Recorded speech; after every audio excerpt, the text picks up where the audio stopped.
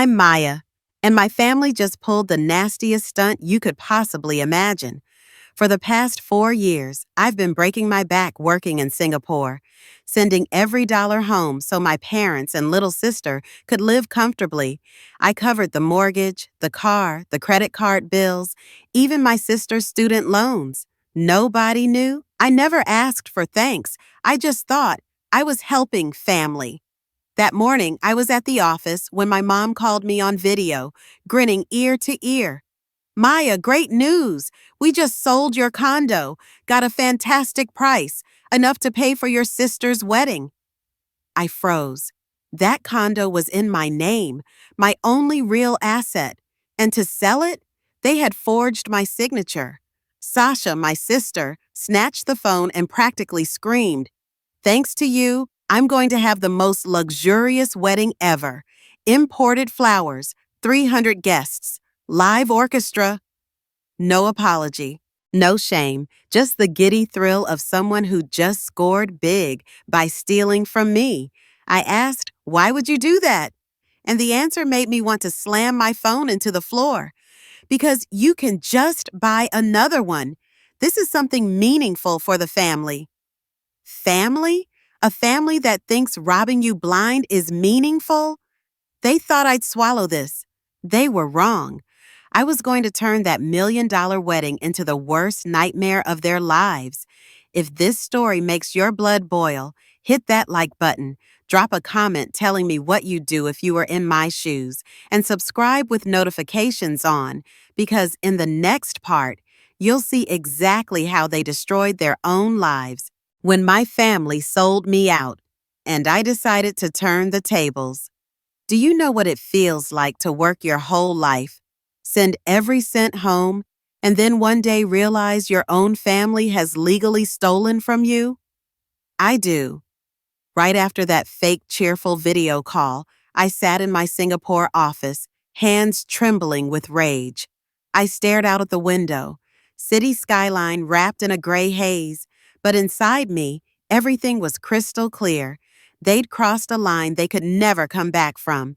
I called Kinley, my best friend, the only person I trusted with my secrets. She picked up almost immediately. "Maya, what happened? You don't sound okay." "They sold my condo." "What?" I could hear her chair slam back. "That's impossible. It's in your name." I let out a bitter smile, the kind you only manage when your own blood has betrayed you. "Yeah, they think it's just in my name." But 6 months after I bought it, I transferred ownership to my company, Meridian Holdings. Silence. Then Kinley's voice turned cold, like a lawyer about to walk into court. "So that means they just committed corporate fraud." "Exactly. They think they sold my property. But on paper, they sold an asset owned by a registered company. That contract is completely void." "Maya, what are you going to do?" I looked at the framed family photo on my desk, the only thing I'd brought with me to Singapore. And for the first time in years, it didn't feel warm anymore. I'm going to file a suit to nullify the sale, and I'm cutting off every cent I've been sending home. Kinley gave a short, humorless laugh. "They're going to panic." Good. It's time they know what it feels like to lose everything, the way they just took it from me. And you need to understand, for the last 4 years, I've been their invisible provider, $20,800 a month to cover the mortgage on the house they live in, paid off their credit card debts, covered half of Sasha's college loans, even paid for the maintenance on my mom's brand new SUV. They never once asked where the money came from, and I never told them. I wanted them to believe it was some distant relative helping out, so they wouldn't feel ashamed about taking my money. Stupid, I know. Kinley knew better. You've been keeping them afloat for 4 years, Maya, and in return, they forged your signature to sell your property. I swallowed hard, that bitterness burning like glass going down my throat. Not just my property. That condo was the only place I ever felt safe. And now it's just a tool for them to fund Sasha's ridiculous wedding fantasy. Dick Kinley's voice came down like a gavel. Then let the law do its job, and you do yours. I opened my laptop and logged into Meridian Holdings' bank account. My cursor hovered over auto payment schedule. A long list popped up: mortgage, credit cards, car payments. Click. Cancel all payments. A pop-up flashed on the screen. Are you sure? I whispered to myself. Never been more sure. My phone buzzed. Text from Kinley.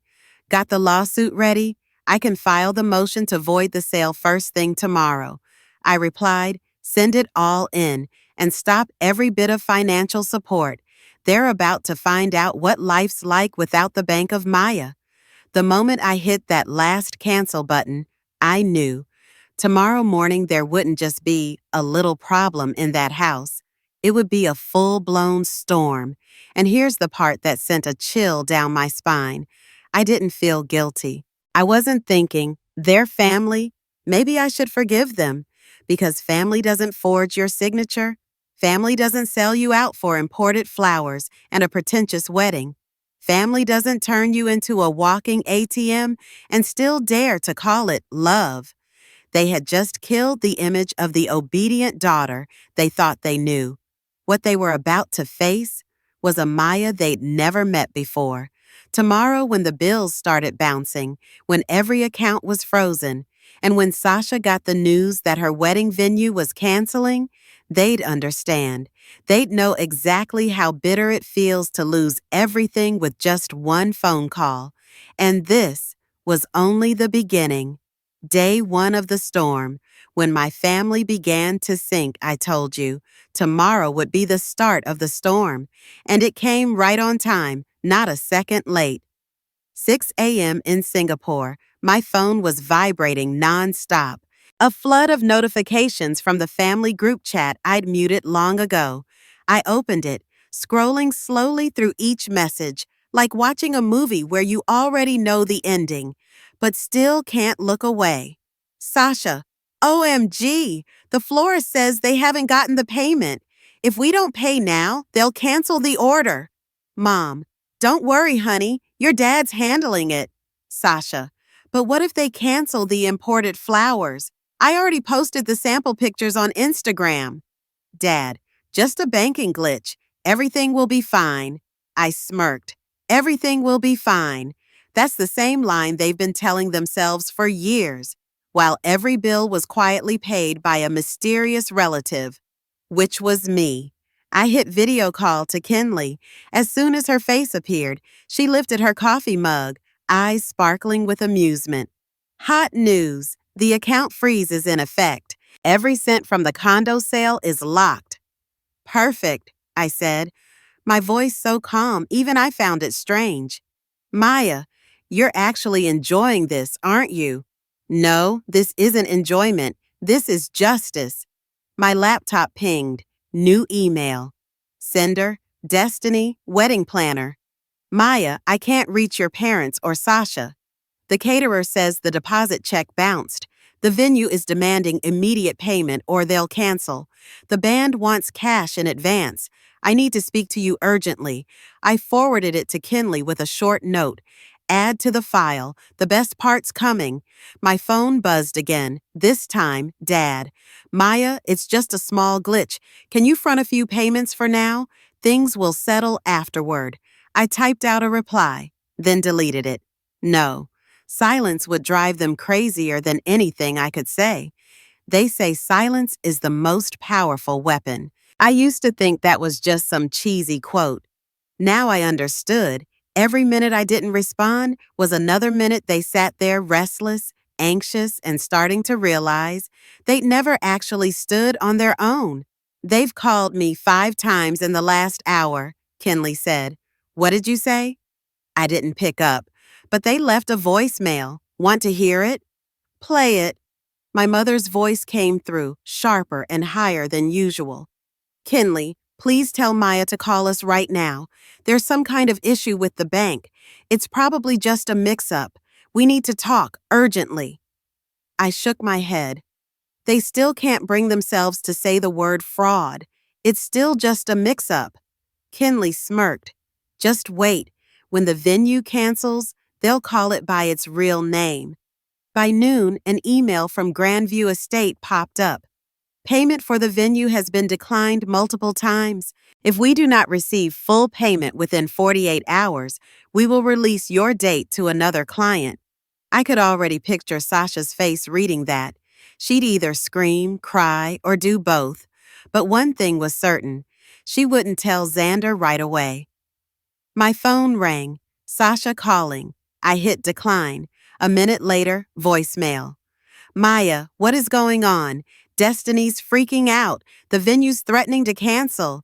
This is my wedding. You can't ruin it. Call me back now. I pressed and held delete without listening twice. Kinley eyed me. You gonna tell them the truth?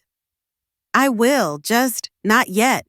First, I want to let them sink on their own.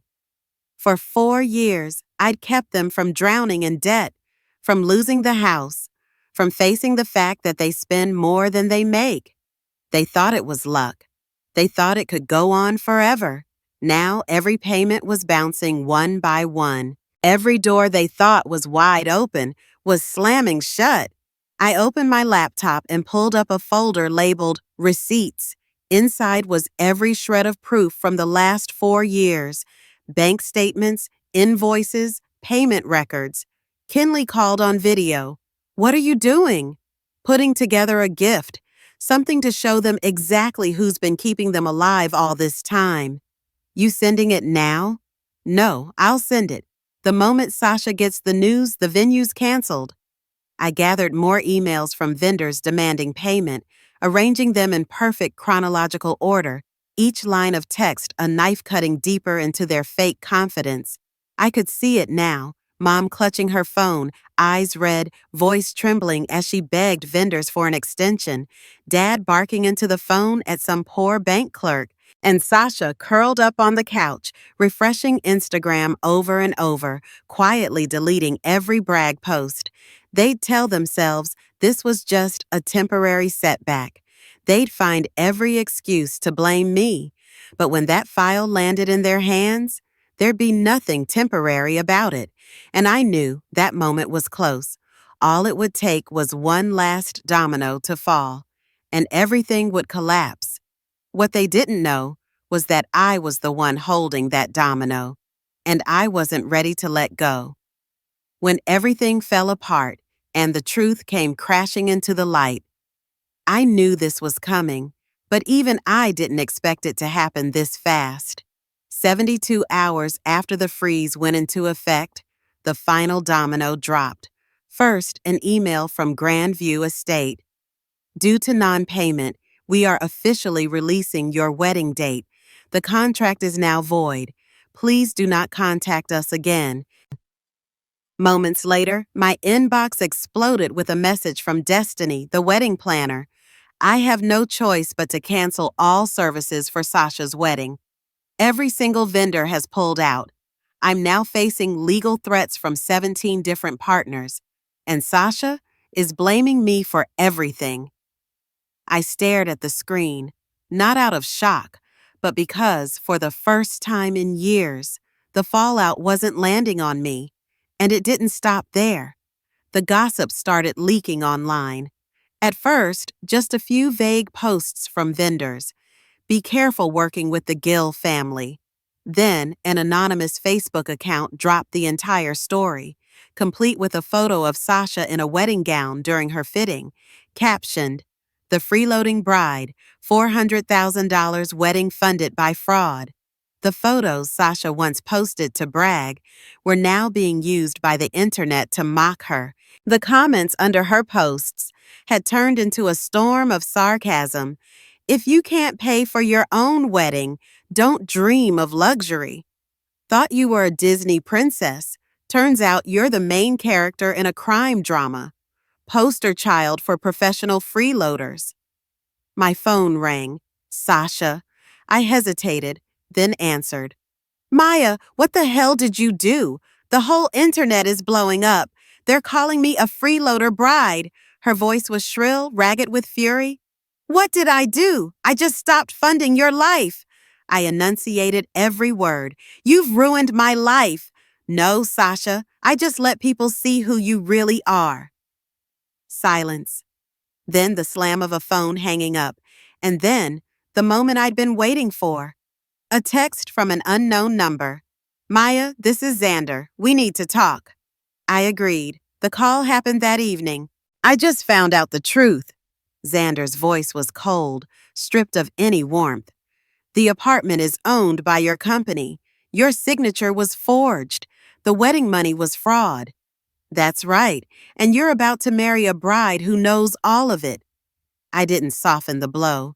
Sasha says you're jealous. That's why you're sabotaging this. If you believed that, you wouldn't be calling me. He exhaled. I can't marry someone, and her family, knowing they'd commit crimes just to have a party. This engagement is over. One of the smartest decisions you'll ever make, I said flatly. The final conversation. When I shut the door for good. My phone rang all day after that. The same three names. Dad, Mom, Sasha. Call after call, text after text. All with the same desperate plea. Save the house, save the wedding, save the family from the cliff they were teetering on. At first, I stayed silent. But on the 15th attempt, I picked up, not out of pity, but because I wanted them to hear the answer straight from my mouth. No detours, no false hope. The call connected. My mother's voice came on immediately, urgent. Maya, you have to help us. The bank's threatening to take the house, and the wedding. I cut her off, my tone even and ice cold. Mom, Dad, Sasha, listen carefully. I'm not this family's ATM. I wasn't born to pay every bill you throw at me. I've been helping for 4 years, and not once have you asked how I'm doing, if I'm happy, if I need anything. Dad jumped in, trying to keep his voice calm. Don't say that. We're family. We help each other in hard times. I let out a dry laugh. Hard times? This isn't a hard time. This is your lifestyle. Spending beyond your means, living off someone else's money, and treating it like it's your right. You've never truly cared or been grateful. On the other end, silence stretched. I knew they were waiting for me to soften, like I always had. But this time, I wasn't letting my heart get pulled back into that fake cycle of guilt. From now on, I said, every word deliberate, don't call me for money. I'm not paying another bill, not covering another debt, not funding another delusional dream. If you lose the house, that's because you chose to live this way. If the wedding's canceled, that's the price of your greed. My mother started to cry. My father let out a heavy sigh. I ended it. Family isn't defined by blood. Family is people who respect you, care about you, and appreciate your help. You're no longer my family. I hung up. The room was so quiet I could hear my own heartbeat. I knew that once those words were spoken, there was no going back. And strangely, I felt no regret. The phone kept buzzing. The messages kept flooding in. But I didn't read a single one. For 4 years, I'd been the one holding everything up for them. From this moment on, they'd have to learn to stand on their own 2 feet. Or fall. In just 3 days, Sasha lost her wedding, her fiancé, and her shiny Instagram reputation. My parents lost their only financial lifeline. They had always assumed I'd stay quiet and keep footing the bill. But now they understood. When I pulled my hand off the chessboard, the whole game collapsed. I thought that was the end. But then, a phone call from a private investigator took everything in a direction I never saw coming. And this time, my family might end up paying with their freedom. The filthy truth behind my back. When my family tried to flip the script, I honestly believed. After I cut off all financial support, they'd disappear for a while, maybe even try to figure things out on their own. I was wrong. They chose another path, darker, dirtier, and dumber than I'd ever imagined. My phone buzzed. It was Amara, the bank officer I'd worked with when I bought my condo. Her voice was low, tense. Maya, I'm not sure where to start, but you need to hear this. I leaned back in my chair, a bad feeling tightening in my chest. Go ahead. Amara took a deep breath. Your family's been here, more than once. They've tried to take out loans, repeatedly, in your name and on your credit. We turned them down. It was obvious fraud. But they didn't stop. They went to other banks. And Maya, they're unemployed. Their credit card debt is piling up. I closed my eyes, feeling a cold fist squeeze around my heart. What else could they possibly do? I asked, almost under my breath. Amara hesitated. They filed a claim accusing you of financial abuse. They're saying you controlled and took over the family's money, deliberately putting them in hardship. I let out a short, humorless laugh. They were trying to flip the board. They wanted to turn me, the one who paid off their debts, their mortgage, their utility bills, into the villain. For 4 years, every dollar they spent had my fingerprints on it. And now, the second I pulled away, they were calling it abuse. Amara, can you send me everything? Every application they made, every credit card transaction? All of it. I already have it ready, she said without hesitation. But Maya, be careful. Desperate people will do anything. I called Kinley immediately. They just tried to take out loans in my name, and now they're accusing me of financial abuse. Kinley was silent for a moment. Maya, this isn't family drama anymore. This is criminal, and they just opened the door and invited the law in. Good, I said evenly. They want to make me the criminal? Fine, but once the light hits, the evidence will show exactly who the real criminals are. Kinley's voice tightened. We're going to expose them right there in court. I'd had enough. This wasn't about defending myself anymore. This was about ending the cycle for good.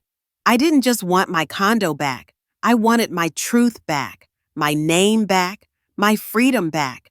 The freedom they'd been trying to choke out of me. And this time, when the truth came out, there wouldn't be a family standing between me and justice.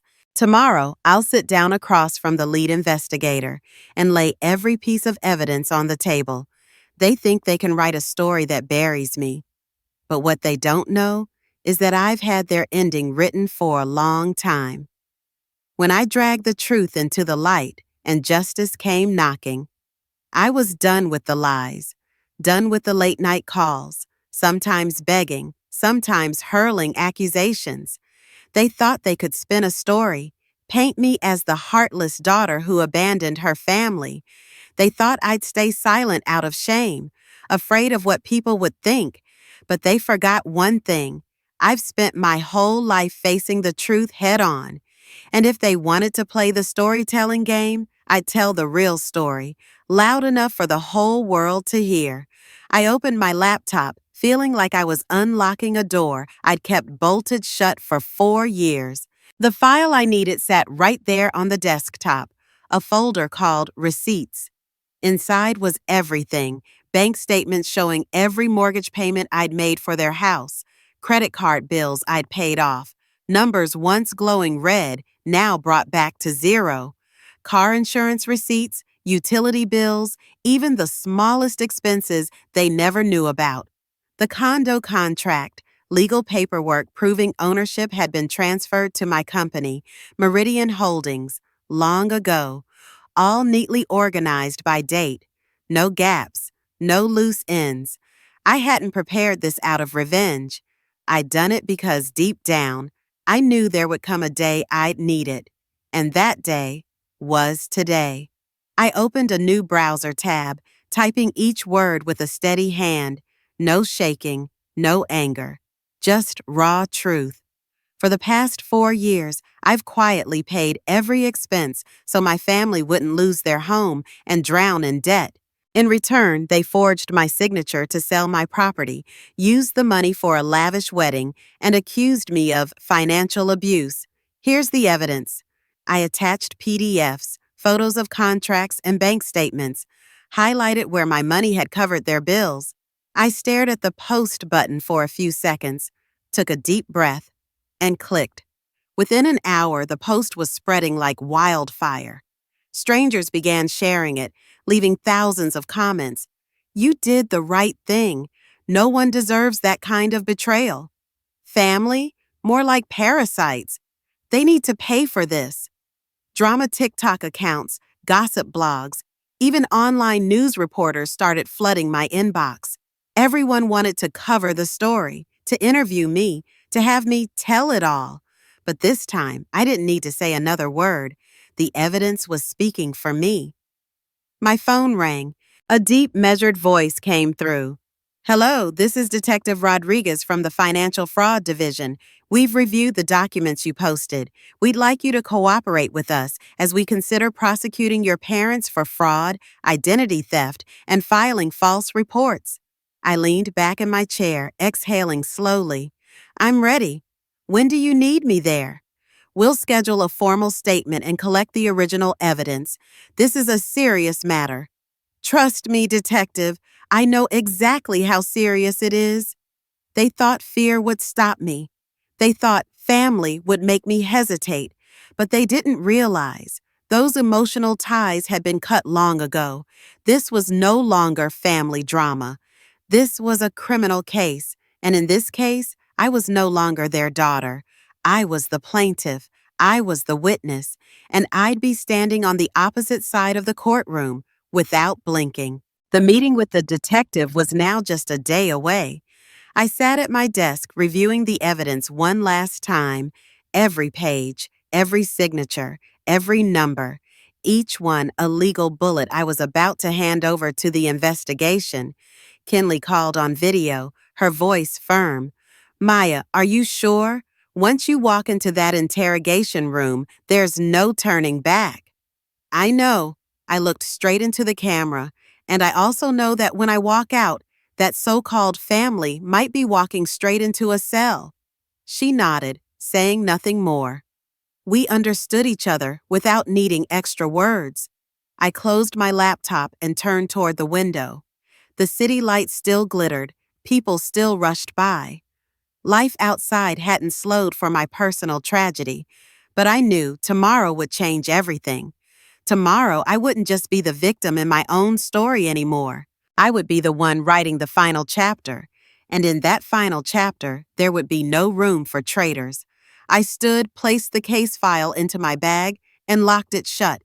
Inside was 4 years of silent endurance, along with enough evidence to drag my family to the bottom. Tomorrow, those papers wouldn't be mine anymore. They'd belong to the court. And when that happened, no one would be able to save them. The day in court, and the moment my family finally collapsed. The day of the trial. It wasn't like any other day of my life, not because I wanted to be there, but because I needed to see, with my own eyes, the moment justice slammed the final period on everything.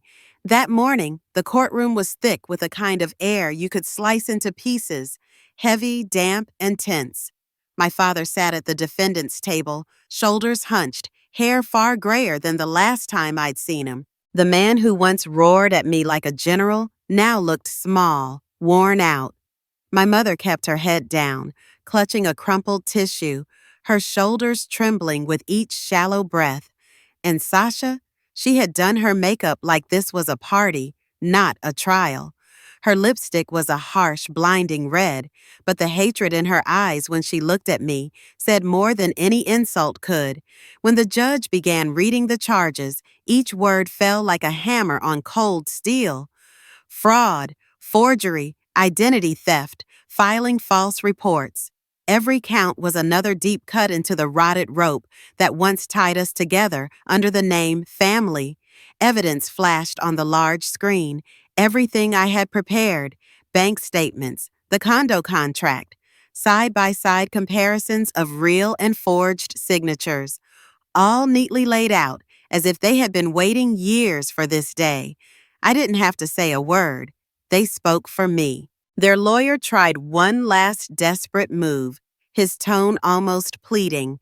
Your Honor, this is merely a misunderstanding within the family. All parties. The judge cut him off, voice sharp and final. A misunderstanding does not explain forged signatures and the sale of someone else's property.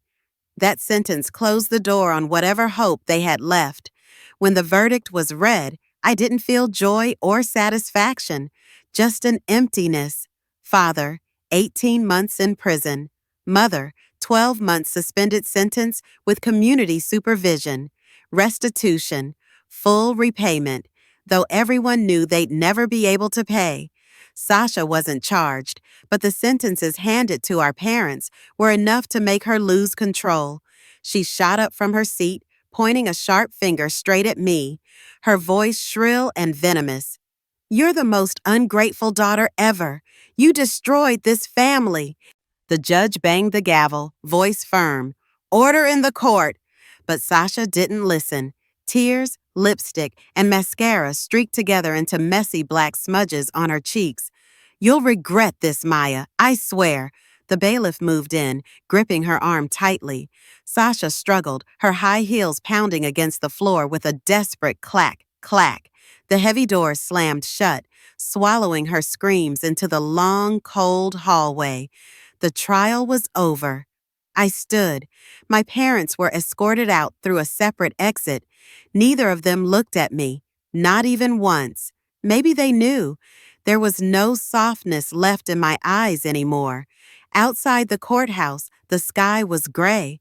The wind lashed at my face, cutting my skin like 100 tiny blades. Kinley walked up, placing a hand on my shoulder. "It's over. You did it."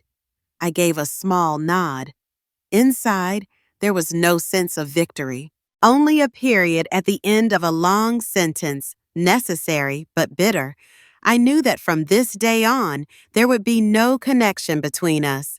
They would no longer call me daughter, and I would no longer call them family.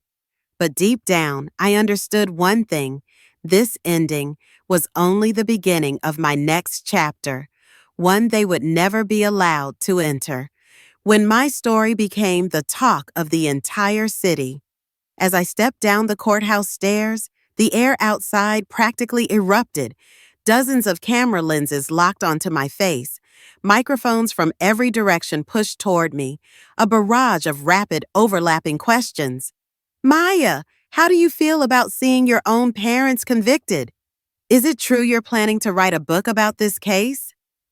What do you have to say to those who still think you betrayed your family?" I didn't answer, not because I had nothing to say, but because I knew any words now would only water down the message. I wanted the public to focus on the actions, on the evidence, not on quotes twisted by tabloid headlines. Kinley brushed my hand lightly, whispering, "Let's go, Maya. We've done our part." Just hours later, the news spread across every platform. Online headlines blared, "Daughter exposes and wins case against parents. Financial fraud trial rocks the city." The Gill family, from high society role models to historic collapse. On social media, a clip of me leaving the courthouse was shared thousands of times. A new hashtag was born, #StandWithMaya. People who had once been exploited by their own families began sharing their stories, tagging my name in their posts. I read them in silence. A small part of me felt lighter. Maybe, just maybe, everything I endured hadn't been for nothing. But I also knew, somewhere out there, my former family still hadn't accepted defeat. A few days later, a gossip channel released an interview with Sasha. She sat on a sofa, eyes red, voice trembling. "I don't understand why my sister did this. We just wanted to be happy together, but she ruined everything." The comments below were split into two camps. Some believed Sasha, but the majority replied with screenshots from my evidence post, along with one blunt line, "Don't play the victim after living off someone else for 4 years." That night, I spent my evening tidying the apartment. My desk was clean, legal files locked away in the safe, laptop closed. I brewed a cup of tea, sat by the window, and watched the city lights shimmer in the glass. I thought about everything that had happened. The midnight phone calls, the quiet money transfers no one knew about, the promises of "I'll pay you back" that never came true. And the moment I saw my forged signature on the condo sale papers, if I'd stayed silent that day, I would have lost everything. Now I no longer carried anyone else's debt, nor was I responsible for cleaning up other people's bad choices. I was no longer my family's walking ATM, and I understood something. Justice isn't always sweet. Sometimes it's a bitter pill, hard to swallow, but necessary to survive. Tomorrow I would start over. No past holding me down. No rusted chains labeled family obligations. Only me and the life I would choose for myself. Stepping out of the past when I chose to close the final door. I returned to my old apartment on a still, windless afternoon. The door swung open, the creak of the hinges sounding like a welcome to someone who had been gone for far too long. A familiar scent drifted through the air, the faint aroma of the wooden floor, the musty comfort of old books, and the lingering memory of nights I'd sat alone, reading financial reports until midnight. Everything was exactly the same. The gray sofa, the neatly arranged bookshelf, the framed picture hanging in the corner. But I knew this place was no longer home, not because it had once been nearly stolen from me, but because every corner, every object now carried the weight of a betrayal I would never forget. I walked slowly through each room, letting my hand glide over tabletops, chair arms, window frames. Then I pulled out my phone and called my real estate agent. I want to sell the apartment as soon as possible. Selling it wasn't about needing the money. It was about needing freedom. Keeping this place would only mean keeping a monument to everything I had endured, and I had promised myself I would never again let the past chain me down, not for one more second. That evening, I opened my contacts list. One by one, I deleted every name. Dad, delete. Mom, delete. Sasha, delete. Then the numbers of the relatives who had texted me to say I was cruel and destroying the family. When the last name disappeared, I realized my phone had never felt this light before. Kinley texted me, "Are you sure? This is the step that cuts it off completely." I replied, "They're not my family anymore, Kinley. They're just strangers who showed their true colors when they thought I couldn't fight back." A moment later, she wrote back, "Then congratulations, you just opened a brand new chapter of your life." I looked out of the window. The city stretched out before me, warm yellow streetlights spilling across the sidewalks. For the first time in years, I felt truly free. No more bills to pay on someone else's behalf. No more midnight calls begging for urgent help. No more guilt wrapped in exploitation.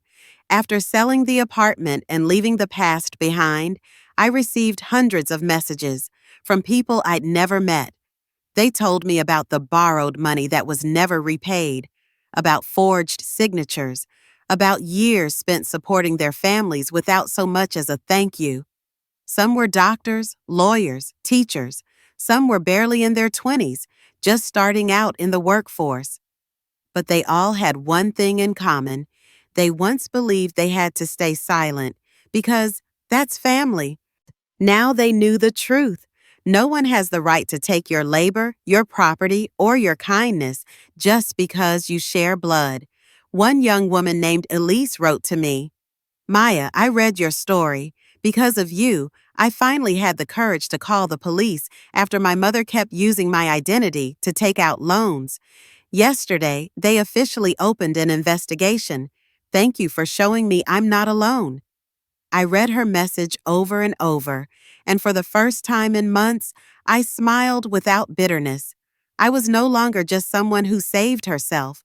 I had become part of something bigger, a movement to say no is a legitimate answer, even to family. I left the past without looking back. No more being the problem solver for everyone else. No more phone calls that only came to ask for money. No more fear of betrayal inside my own home. Now, each morning when I wake up, There's no pressure from a pile of bills with someone else's name on them. All I see is a blank page, ready for me to rewrite my life my way. I know there will be people who never forgive me, but I also know I don't need their forgiveness to keep living. I have reclaimed my freedom, and deep down, I understand this. If one day the shadow of the past appears at my door, I will be ready. And this time, I won't just fight for myself. I'll fight for everyone who's ever been belittled, exploited, and silenced in the name of family.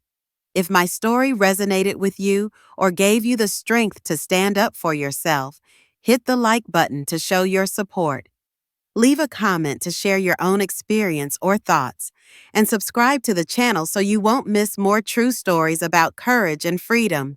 Turn on the notification bell so we can build a community where everyone's voice is heard, because no one deserves to be exploited, no matter who they are.